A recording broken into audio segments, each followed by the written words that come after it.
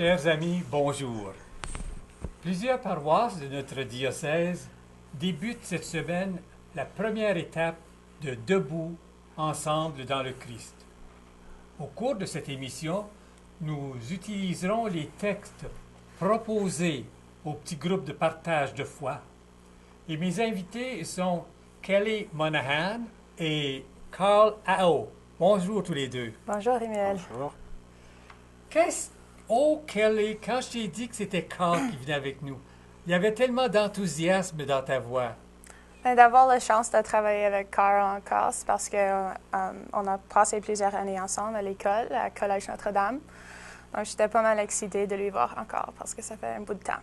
Alors, vous vous connaissez bien. Oui. Oui. Et qu'est-ce qui vous a motivé à accepter mon invitation à venir ici?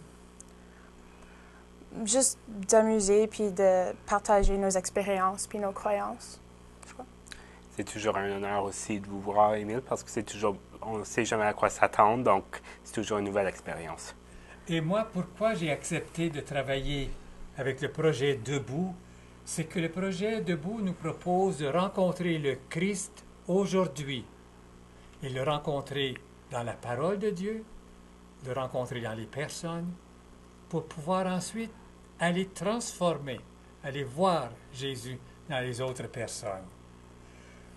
Maintenant, commençons notre émission par la prière qui est proposée à la page 12. Rappelons-nous que nous sommes les enfants de Dieu, que nous sommes tous frères et sœurs dans le Christ. Prions pour que nous sachions apprécier ce temps que nous passons ensemble. Prions que nous sentions la présence du Christ qui promet d'être avec tous ceux et celles qui se réunissent en son nom. Et prions pour que, grâce à ce partage, sa parole parle à nos cœurs. Oui, Esprit de Jésus, viens dans nos cœurs. Brûle-les au feu de ton amour. Éclaire-nous, donne-nous la force et le courage pour pouvoir continuer. Et nous avons dans le petit livre un texte qui partage l'histoire. Quelqu'un pour nous lire le petit texte? Oui. En visite chez ma mère, après sa deuxième réunion de partage de la foi avec Renew, je lui ai demandé comment s'était passée la session. Pleine de surprise, elle m'a dit « Figure-toi qu'il y avait des gens qui considèrent Jésus comme leur meilleur ami. » Cette réponse a attiré mon attention.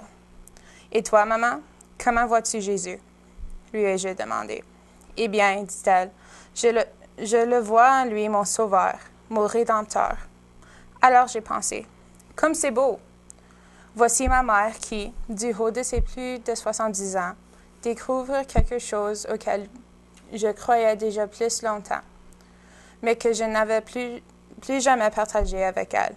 Jésus était mon meilleur ami, mon compagnon fidèle et quelqu'un à qui je parlais au long de ma journée. Quelque chose qui vous frappe dans ce petit paragraphe-là? Pour moi, ce qui m'a frappé, c'est quelque chose que elle était plus ouverte à partager qu'elle croyait à quelque chose après qu'elle avait réuni avec quelqu'un d'autre. C'est comme ça lui a offert toute une nouvelle perspective, disons. Toi? Et que les gens disaient que Jésus était leur meilleur ami, puis pas juste quelqu'un comme une sauveur. Alors la maman, là, pour elle, c'était nouveau. Mm-hmm. Pour elle, ce qu'elle pensait toujours dans sa tête, Jésus est mon sauveur. Mm-hmm. Puis là, ce soir-là, elle a appris. Que c'est vraiment son ami, Puis pour sa toi, meilleure amie. Il est toi, ma qu'est-ce que meilleure amie. tu aimes ça, toi aussi? Oui, que j'aime Jésus, ça. Toi aussi? Oui. Oui, Jésus est notre meilleur ami.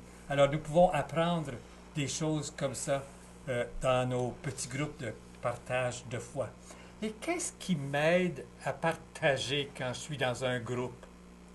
De savoir qu'il y a d'autres personnes qui veulent partager avec toi, puis vivre tes expériences. Et juste qui sont excités de partager. Je trouve que ça m'aide beaucoup. Et toi, Et moi, je trouve que quand on est dans un groupe, habituellement, on est réunis dans les mêmes buts et objectifs. Donc, les gens ont moins tendance à porter jugement sur ce que les autres disent. Et habituellement, on va ressortir avec quelque chose de positif et de nouveau à y penser pour le futur. Et moi, je trouve ce qui m'aide, c'est quand je me sens à l'aise. Quand je me sens à l'aise. Je me sens pas jugé. Si je me sens jugé, puis que les autres vont dire, mais, lui, il se pense plus fin que les autres. Mais non, non. Si je me sens à l'aise, ça m'aide à partager. J'ai confiance. Et qu'est-ce qui me retient de partager? Qu'est-ce qui m'empêche de partager? Ben, le jugement. Ah Puis oui. lorsque les gens sont plus ouverts pour partager puis recevoir les idées, ça nous aide, ça. Ce qui me retient, c'est des fois si on se fait ridiculiser ou si on se fait, disons, maltraiter. Ça ou- fait mal, ça, hein? Ben oui, ça blesse. Ça blesse. Avais-tu autre chose que tu voulais? J'ai coupé, là. Non, non, c'est bien correct, c'est ça. Moi, ce qui me retient, c'est la peur. La peur m'empêche de partager.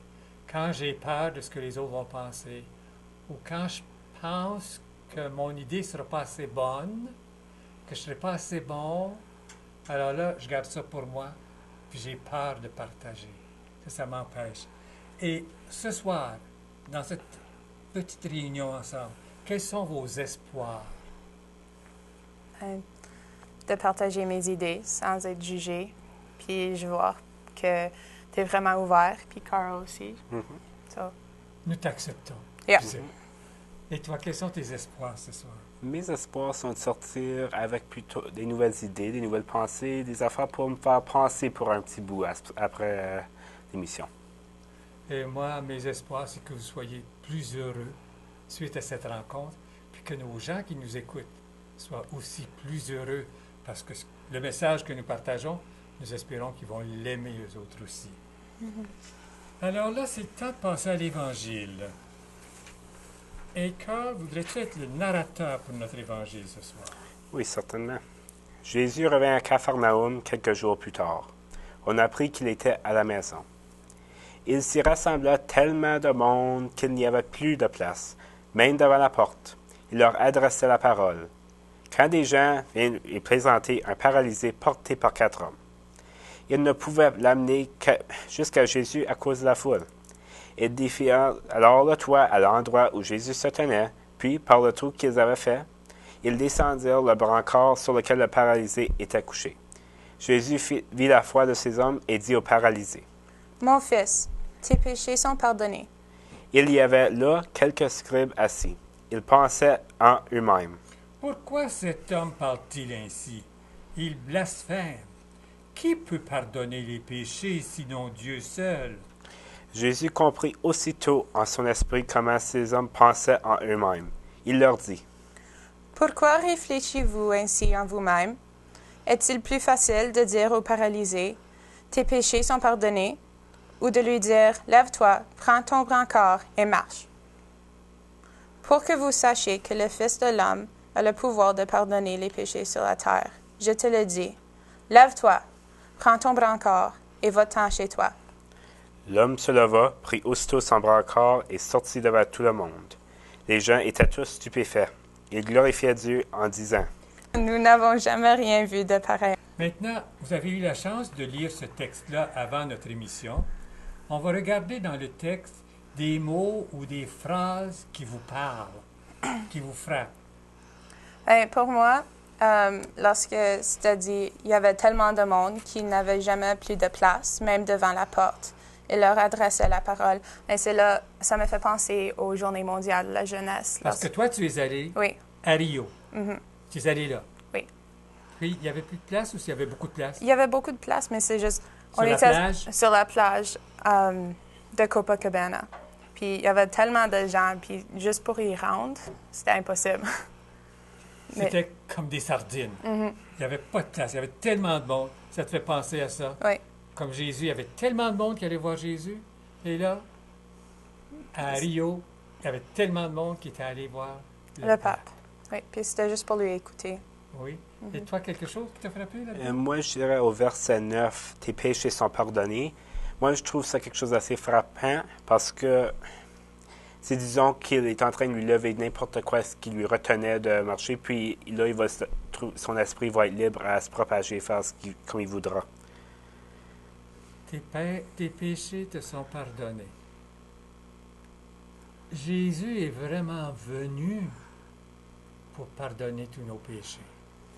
Puis là, il le dit. Il le dit. Puis les gens disent, il n'a pas le droit de dire ça, lui. Il n'y a rien que Dieu, il blasphème. Il est en train de blasphémer.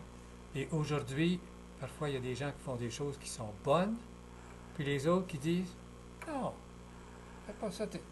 Hein? On critique parfois les gens. Quelque chose d'autre qui t'a frappé? Toi, tu as parlé tantôt de... Il leur adressait la parole. Est-ce que ça te fait penser à quelque chose des JMJ? Qui adressait la parole? Le pape. Le pape adressait la parole. Alors, moi, j'ai pensé à ça que, quand tu as lu ça tantôt, Jésus leur adressait la parole. Eh bien, le pape vous a adressé la parole au JMJ.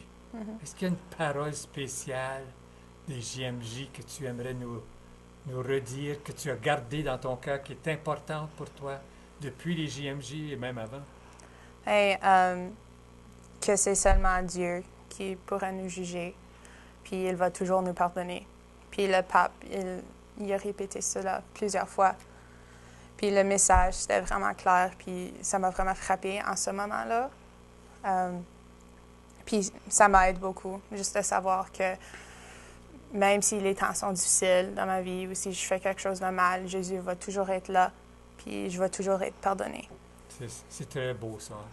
Ça, c'est la miséricorde infinie de Dieu. Le pape vous a parlé de la miséricorde infinie de Dieu, puis on retrouve ça dans la phrase que tu as notée, toi, Carl, tantôt. Tes péchés sont pardonnés. Il n'a pas demandé quel péché. On ne sait pas. Mais tes péchés sont pardonnés. Quelque chose d'autre qui te frappe, toi, Carl? Aussi, dans le verset 9, « Lève-toi, prends ton brancard et marche ». Moi, je trouve que ça me rappelle beaucoup de, disons, le travail des infirmières et des docteurs, disons, à l'hôpital, qui vont forcer leurs patients après une chirurgie de se lever, de marcher et de s'améliorer pour, disons, garder l'espoir qu'ils vont guérir et vont devenir, qu'ils vont retourner à une vie normale par après. As-tu déjà rencontré quelqu'un qui était découragé? À vrai dire, je suis très chanceux. Plusieurs des gens, donc j'ai rencontré spécialement qui étaient dans cet état-là, étaient toujours espérants. Il y avait hâte, disons, de retourner à la maison. Ça, tu penses aux malades. Oui. Mais à l'école, est-ce qu'il y a des fois des jeunes qui sont découragés puis qui ont besoin d'une petite poussée?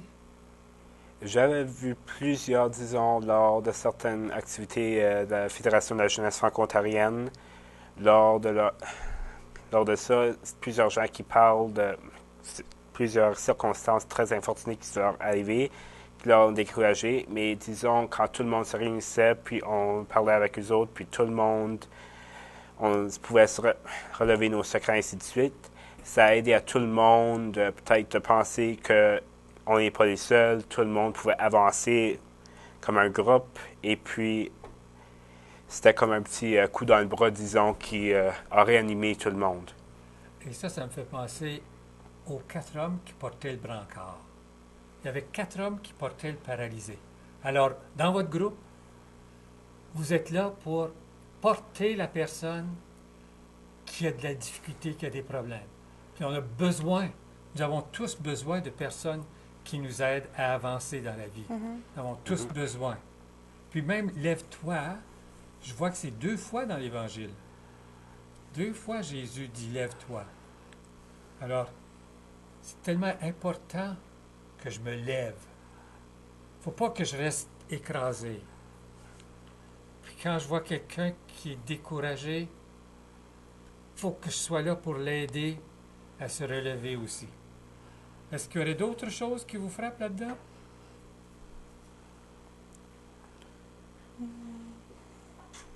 Comme tu avais dit, avec « lève-toi », c'est là. Mais ça prend le courage pour se lever. C'est pas toujours facile lorsque les gens sont déprimés. Être dans un groupe d'amis, les quatre hommes qui étaient là pour l'homme avec le brancard, ils étaient leur support. Donc, ils lui donnaient du courage pour se lever. Alors, c'est important pour nous autres aussi d'avoir du soutien. Hein, que quelqu'un nous soutienne quand nous avons des difficultés dans la vie. Très bon. Et maintenant, nous passons à la réflexion, à la page 14. Malheureusement, nous n'avons pas le temps de lire toute la réflexion, mais nous pouvons regarder ensemble des phrases dans cette réflexion-là que nous trouvons plus importantes que d'autres. Alors, si on regarde le premier paragraphe, est-ce qu'il y a quelque chose que vous trouvez important là-dedans? Que les gens se réunissent. Puis c'est lorsqu'ils sont ensemble qu'ils partagent. Puis leur foi, c'est plus fort. Puis ils se sentent acceptés. Tellement important de se réunir, tellement important d'être ensemble. Puis vous autres au Collège Notre-Dame, des fois vous faites des fêtes où vous avez des rassemblements. Oh, c'est certain. Plusieurs gens rassemblés ensemble, tout pour célébrer, pour fêter, disons, sur la journée des Franco-Ontariens qui a passé, ça fait pas trop longtemps. On avait eu beaucoup d'esprit, disons, lors de la levée du drapeau, ainsi de suite. Ça fait vraiment chaud au cœur, disons, de voir tout cela. Et pour ceux qui sont moins intéressés à parler français, une journée comme celle-là, ça leur donne de la force de ne pas avoir peur de parler français, d'être ensemble. Et ensemble au nom de Jésus, hein? C'est ça? C'est bon? Et on continue. Est-ce qu'il y a quelque chose d'autre qui vous frappe?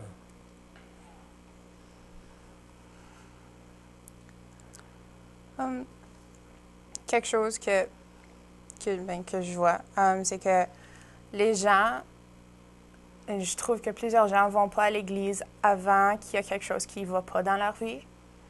Puis, dans la première paragraphe, réflexion que moi j'ai lue avec la mère qui s'est allée à Renew, il y avait une dame qui a dit, il est ma meilleure amie.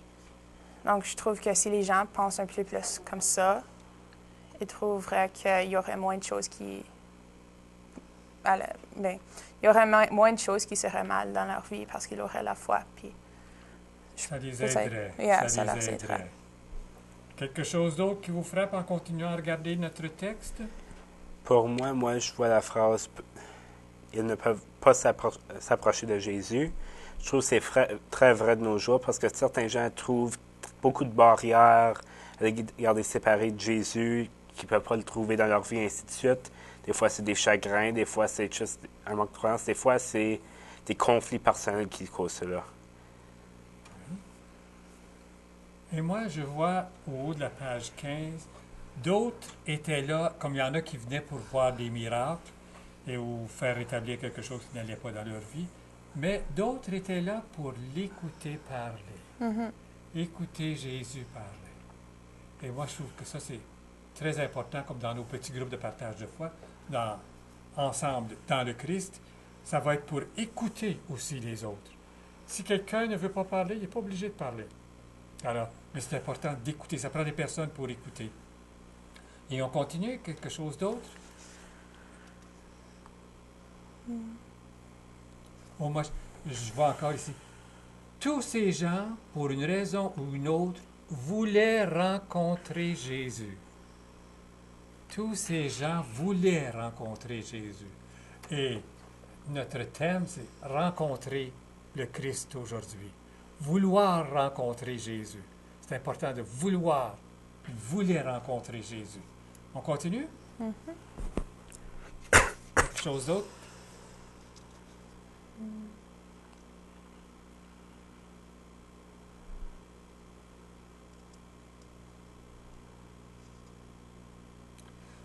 Je vois le mot extraordinaire. Qu'est-ce qu'il y a d'extraordinaire dans l'Évangile qu'on vient de lire, mais ici on en parle dans le paragraphe? Que Jésus peut nous guérir non seulement nos mal physiques, mais psychologiques aussi. Il offre le pardon au péché. Ce qu'il y a d'extraordinaire, c'est que Jésus offre le pardon. Et les autres pensent à pas de bon sens. On va à la page suivante, au haut de la page. C'est la page 16. Quelque chose qui vous frappe au haut de la page 16? Moi, je vois notre première rencontre avec Jésus. Quand est-ce que nous avons fait notre première rencontre avec Jésus? Au baptême. Au baptême. Est-ce que nous sommes allés là tout seuls? Et avec nos familles. c'est nos parents qui nous ont emmenés là. Tout comme le paralysé est apporté par Un groupe. un groupe, alors ici, c'est nos parents qui nous ont amenés au baptême. Puis vous êtes ici ce soir. Qui vous a amené ici? Moi. C'est toi qui Je t'as amené ici? conduis. Oui. Puis tu savais que ça avait lieu, ça. Il n'y avait personne qui t'en avait parlé avant. Ou bien s'il y a quelqu'un qui t'a invité pour venir ici ce soir. C'est toi, Émile, qui m'a Oui. invité. Oui. Hein? Évidemment. Vous autres aussi, hein? Oui. Vous avez été invités Mhm. par moi. Vous avez été invités. Et ensuite, on va lire la phrase tout. Tout ce que nous devons faire, c'est accueillir cette invitation et laisser l'esprit de ce Jésus ressuscité nous transformer, pour que nous devenions sa présence transformatrice dans le monde d'aujourd'hui. Alors, l'invitation, c'est lève-toi, mets-toi debout. Et quelles sont les 3 choses que nous avons à faire pour vivre cette invitation-là? La première, Et c'est d'accueillir l'invitation, puis la deuxième, laisser l'esprit de Jésus nous transformer, et la troisième, être la présence transformatrice dans le dans le monde. monde. C'est ça, c'est ça. Et le dernier paragraphe, Carl, veux-tu nous lire le dernier paragraphe au bas? Devenir la présence du Christ pour le monde d'aujourd'hui est un privilège immense, mais également une responsabilité. Sommes-nous prêts? Seuls, certainement pas, mais ensemble, nous pouvons l'être. Ce partage aujourd'hui est un premier pas. Fort de notre partage, nous pouvons avancer ensemble dans le Christ. Alors, qu'est-ce que nous devons devenir? C'est simplement la présence du Christ dans le monde. Puis ça, on nous dit que c'est un privilège. C'est un privilège. Puis quelle sorte de privilège? Immense. Puis c'est pas seulement un privilège, c'est aussi une Responsabilité? responsabilité. Puis ça, est-ce que je fais ça tout seul? Non. C'est ensemble. Ensemble. Debout, ensemble, dans le Christ. C'est tellement important, ensemble. Et c'est merveilleux qu'on puisse faire ces choses-là ensemble. Maintenant que nous avons réfléchi à ceci, à cet évangile, est-ce qu'il y a une action à laquelle vous pensez que vous aimeriez faire pour continuer à vivre ce beau message de lève-toi, d'aller vers les autres? Est-ce qu'il y a une action que vous pourriez faire?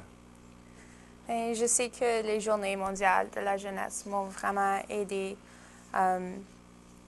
puis me solidifié dans le foi et dans mes croyances. J'aimerais peut-être trouver un groupe de jeunes de mon âge, ou peut-être Carl, si tu aimerais venir, mais d'aller à Cracovie, en Pologne, en 2016, juste pour nous rassembler, puis de voir le pape encore, puis juste de lui entendre parler. Puis ça prend des préparations si on veut aller à Cracovie Oui. en 2016. Parce que ça prend de l'argent, il faut s'organiser, il faut trouver d'autres personnes. Alors ça, ce serait un beau projet pour toi, c'est merveilleux. Toi, est-ce qu'il y a quelque chose que tu penses... Bien, moi, je pense plutôt du genre, disons, un peu plus simple. C'est simplement de sortir, puis d'essayer d'aider les gens le plus possible. Puis si on se met une petite graine de joie dans chaque personne, elle va grandir et elle va continuer à se propager. Disons, c'est comme des pissenlits. Si on en voit une, ça commence, puis ça en fait plusieurs. C'est très bon. Et moi, ce que j'aimerais donc, c'est qu'il y a beaucoup, beaucoup de gens qui participent au projet de notre évêque, debout ensemble dans le Christ. Puis s'il pouvait avoir des groupes de jeunes, ça serait merveilleux. Puis peut-être que vous deux, vous pourriez, je suis en train de vous donner un message, là. Peut-être que vous deux, vous pourriez préparer un groupe pour le nouveau Sudbury ou dans votre coin, un groupe de 5 ou 6, vous passez à travers ce livre-là, comme nous venons de le faire aujourd'hui. Pour la première rencontre, vous pourriez faire la même. La première rencontre, vous la faites comme on a fait ce soir, et après ça, vous faites rencontre 2, rencontre 3. Ça serait un beau travail, merveilleux. Et là, nous sommes rendus à notre temps de prière. Dans le silence de notre cœur, présentons au Seigneur une prière de foi pour tous ceux et celles que nous connaissons, qui souffrent encore et en âme. Avez-vous des personnes que vous aimeriez nommer ce soir, pour qui nous demandons à tous nos téléspectateurs de prier? Juste pour tous ceux qui souffrent. Ceux qui souffrent. Mhm. Prions pour tous nos malades. Il y a beaucoup de malades, beaucoup de personnes qui souffrent du cancer. Et vous autres, au Collège Notre-Dame, vous faites une campagne chaque année Oui. pour le prélèvement de fonds pour ça. Quelqu'un d'autre pour qui vous aimeriez prier? N'importe qui a de la difficulté à trouver la bonté dans les gens et qui peut pas voir les bonnes choses du monde. Moi, j'aimerais qu'on prie pour tous nos jeunes. Pour tous nos jeunes, afin qu'ils se sentent vraiment aimés. Aimés de Dieu et aimés par tous ceux qui les entourent, incluant leurs amis d'école, qui se sentent aimés par tout le monde et non pas jugés. Et prions ensemble. Que le Seigneur miséricordieux soit avec tous ceux et celles que nous avons nommés dans notre cœur et qu'il leur concède guérison, pardon et renouveau. Pour nous-mêmes, prions ensemble. Que le Seigneur guide notre cœur dans le chemin de son amour, qu'il nous fortifie à avancer comme des personnes debout. Un message? Lève-toi, Lève-toi! prends le courage. Prends courage! Sois pas peur d'avancer, puis s'il y a quelque chose qui va mal, prendre un petit pas de recul, puis continuer après ça. Ensemble, dans le Christ. Et je vous remercie beaucoup tous les deux d'être venus ici ce soir. Je vous trouve très généreux et la meilleure des meilleures années. Au revoir et à une prochaine. Et vous, chers téléspectateurs, je vous remercie d'avoir été des nôtres. J'espère que vous avez aimé notre émission et que vous aurez le temps de participer à un petit groupe de partage comme nous en avons organisé un ce soir. Communiquez avec votre paroisse, avec Mijou Pelletier, et ce sera un plaisir de vous aider. Au revoir et à une prochaine.